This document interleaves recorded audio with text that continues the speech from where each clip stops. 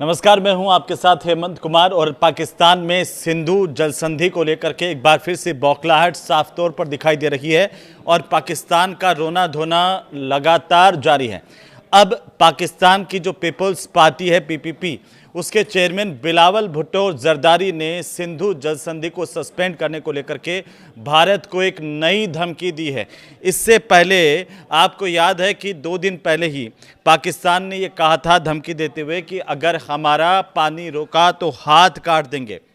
और उन्होंने ये भी कहा कि सिंधु जल संधि अभी भी लागू है, भारत इसे एक तरफा खत्म नहीं कर सकता है, क्योंकि ये पाकिस्तान ने सिंधु जल संधि पर एक बार फिर से भारत को धमकी दी है।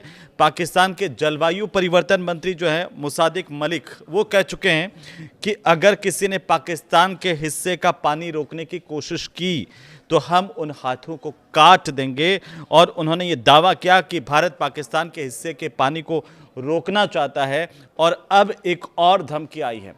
अब क्या धमकी आई है?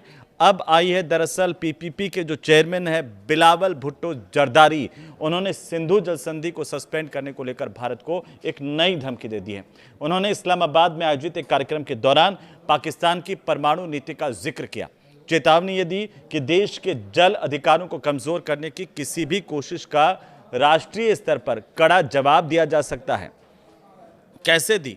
लेकिन पाकिस्तान की गीदड़ भभकियां कोई नई बात नहीं है। बार बार समय समय पर पाकिस्तान में जब भी बौखलाहट होती है वो इसी तरह की भाषा पर उतारू हो जाता है, इसी तरह की धमकियों पर उतारू हो जाता है।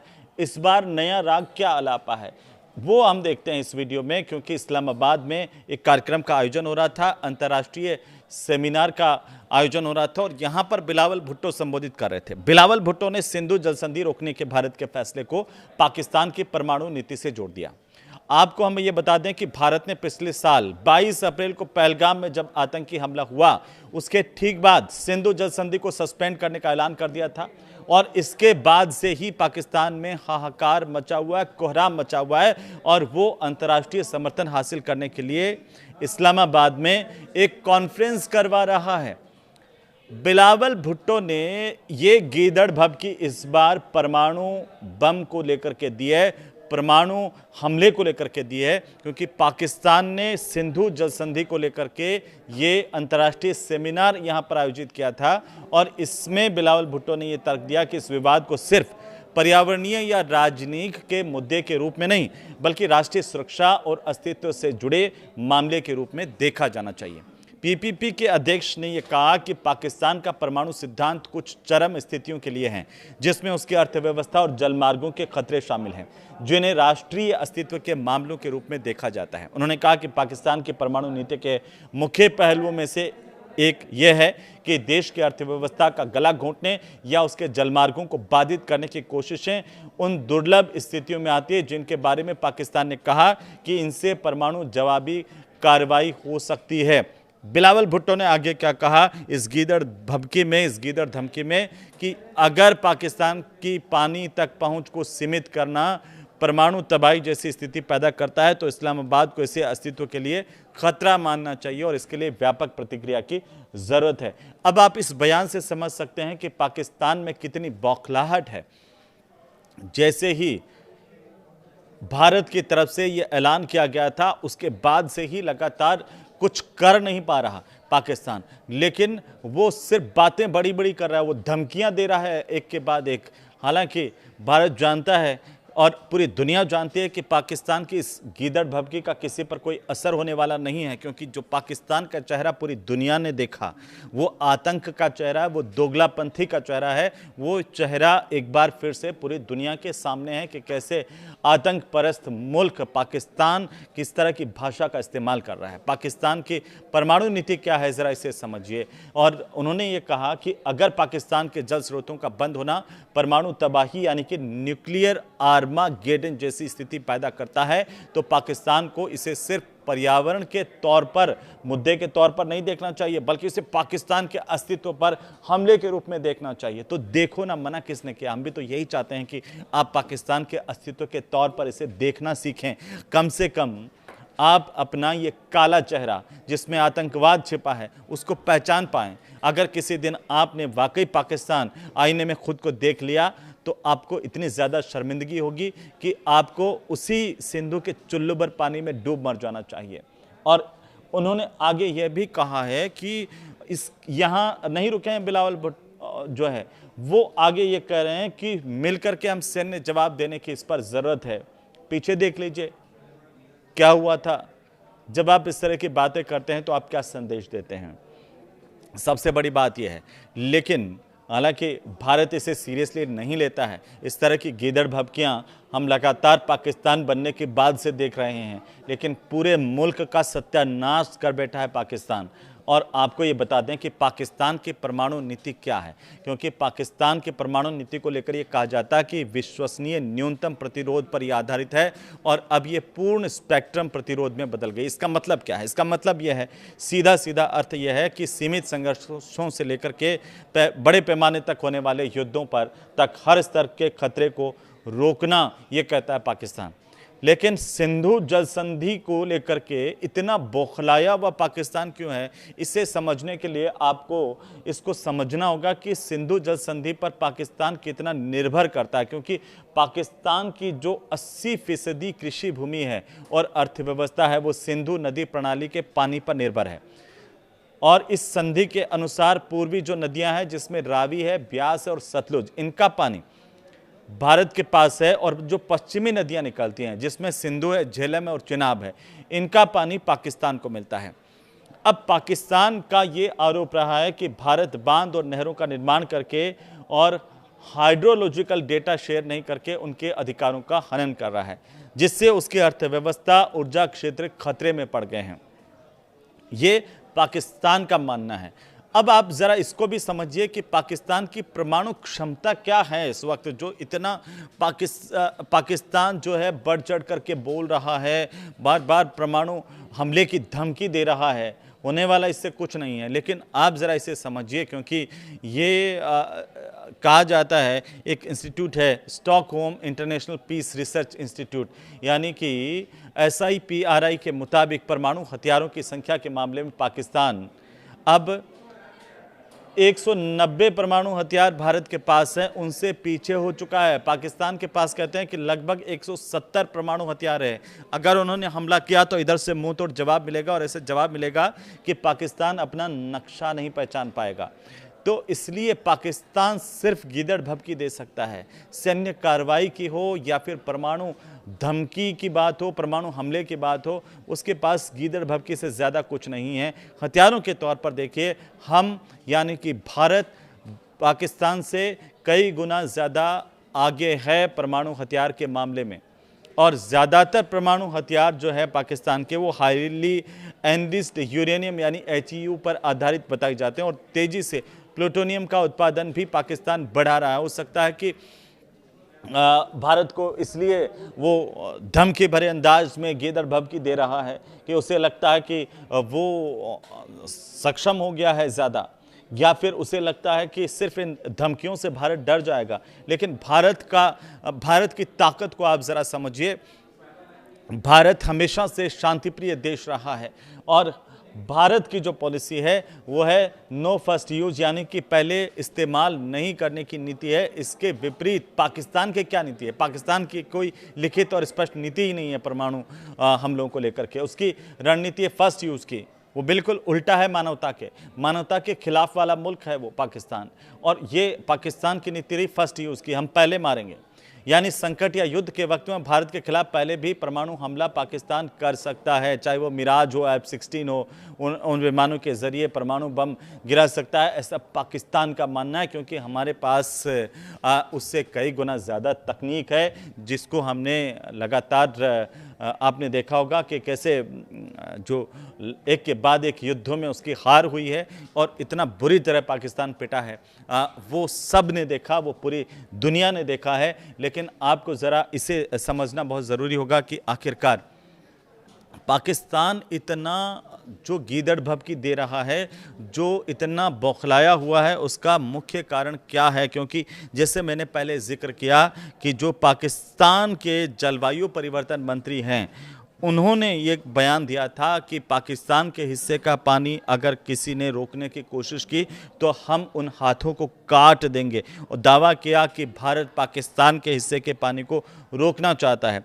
जो मुसादिक मलिक है और उन्होंने सूचना मंत्री अताउल्लाह तरार के साथ एक जॉइंट प्रेस कॉन्फ्रेंस की थी और इसमें यह बोला कि पड़ोसी देश के प्रधानमंत्री के हाथ में एक नल है, वे कहते हैं कि पाकिस्तान में पानी की एक बूंद भी नहीं जाने देंगे, जो हमारे हिस्से के पानी पर दावा करेंगे उनका हम हाथ काट देंगे।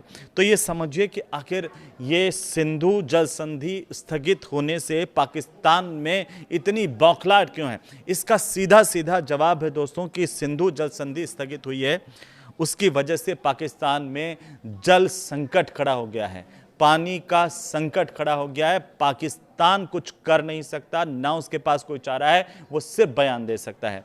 एक कहावत है, थोता चना बाजे घना, बस पाकिस्तान पर वही लागू होती है। क्योंकि अब एक एक करके आप समझिए कि इसके इम्पैक्ट पाकिस्तान में क्या हो रहे हैं। भारत का ये जो फैसला था उससे पाकिस्तान किस हद तक खोखला हो गया है, क्योंकि सिंध और बलूचिस्तान के जो प्रांत को आप देखेंगे तो पाकिस्तान में अब इसकी वजह से गंभीर जल संकट खड़ा हो गया है। देश की जो करीब 1/3 आबादी है वो इससे प्रभावित हुई है और नॉर्थ वेस्ट कैनाल जो है उसमें 64% पानी की कमी आ गई है। इसके अलावा पाकिस्तान की जो राइस कैनाल है उसमें 38% और दादू कैनाल में 82% पानी की कमी है। आप इस बात से अंदाज़ा लगा सकते हैं कि पानी बचा नहीं है।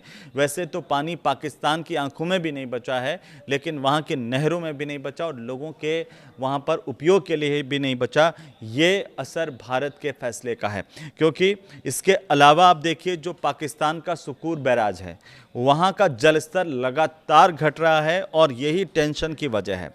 जो लोकल लीडर्स हैं पाकिस्तान के, स्थानीय नेता जो पाकिस्तान के, उनका ये आरोप है कि पानी के बंटवारे को लेकर के सरकार की नाकामी से पाकिस्तान के किसान अर्थव्यवस्था को नुकसान हो रहा है। और ये जो भारत की तरफ से फैसला किया गया था वो फैसला अब पाकिस्तान को नाकों चने चबवा रहा है। पाकिस्तान ना कुछ कर पा रहा है ना कुछ, और वो भी बिलबिला रहा है, जैसा कि आप इन बयानों में देख रहे थे। क्योंकि 21 जून को पाकिस्तान के जो रक्षा मंत्री हैं उन्होंने भी एक बयान दिया था। उन्होंने ये कहा था कि हम भारत के खिलाफ जंग छेड़ सकते हैं, लेकिन ऑपरेशन सिंदूर के वक्त क्या हुआ था, मुंह छिपाए भाग रहे थे। अब आप ज़रा इस बात को समझिए कि भारत और पाकिस्तान के बीच में बार बार इस बात का जिक्र आता है सिंधु जल समझौता, ये है क्या, इसकी नींव कैसे पड़ी थी और अब इसके इम्पैक्ट क्या हो रहे हैं जब भारत कह रहा है कि ये सिंधु जल समझौता हमने सस्पेंड कर दिया है। तो सिंधु प्रणाली में कुल 6 नदियां हैं जिनके नाम हैं सिंधु, झेलम, चिनाब, रावी, ब्यास और सतलुज नदी। ये आप समझिए, इनके किनारे का इलाका करीब करीब 11.2 लाख वर्ग किलोमीटर में ये फैला हुआ है इलाका। इसमें 47% जो ज़मीन है वो पाकिस्तान में आती है और 39% के करीब ज़मीन भारत में, 8% की ज़मीन जो है वो चीन और 6% अफगानिस्तान में भी इस पूरे किनारे की आती है। और इन सब देशों के करीब 30 करोड़ लोग इस इलाके में रहते हैं।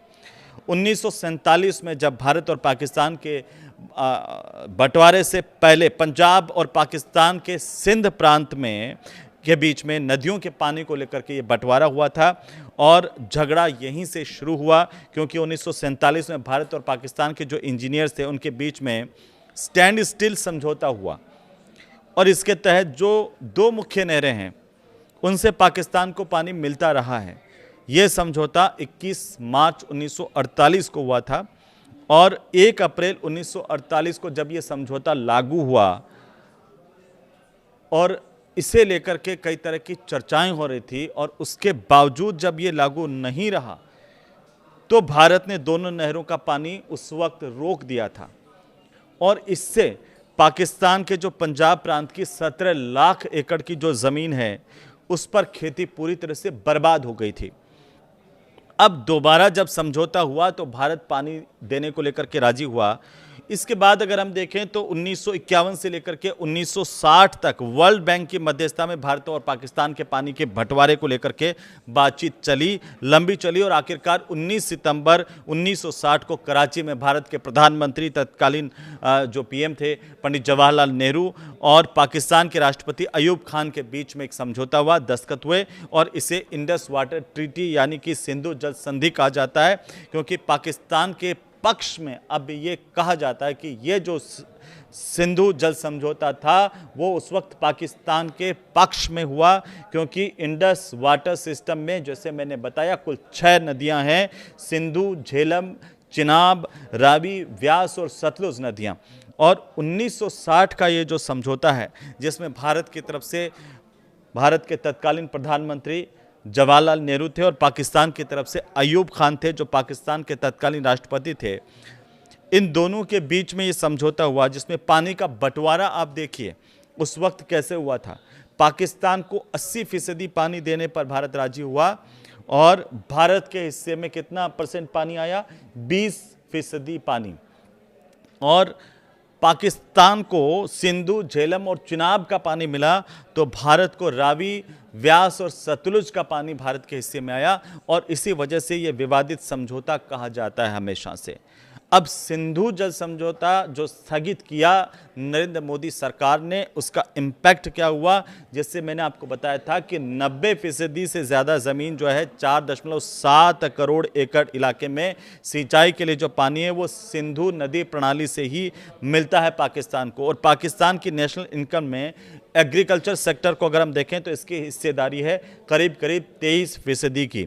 इससे 68% जो ग्रामीण इलाके हैं पाकिस्तान के, वहाँ की जीविका इसी से चलती है और ऐसे में पाकिस्तान में जितने भी आम लोगों के साथ साथ वहाँ की जो अर्थव्यवस्था है वो बेहाल होती नजर आ रही है। तो पाकिस्तान की जो नेशनल इनकम में एग्रीकल्चर सेक्टर की हम बात कर रहे थे उसकी हिस्सेदारी 23% की है और इससे 68% जो ग्रामीण इलाके हैं, ग्रामीण पाकिस्तानियों की जीविका इसी से चलती है और ऐसे में पाकिस्तान में आम लोगों के साथ साथ वहाँ की जो बदहाल अर्थव्यवस्था है वो और ज़्यादा ख़राब होती हुई नज़र आ रही है और ज़्यादा बदहाल और गिरती हुई दिख रही है।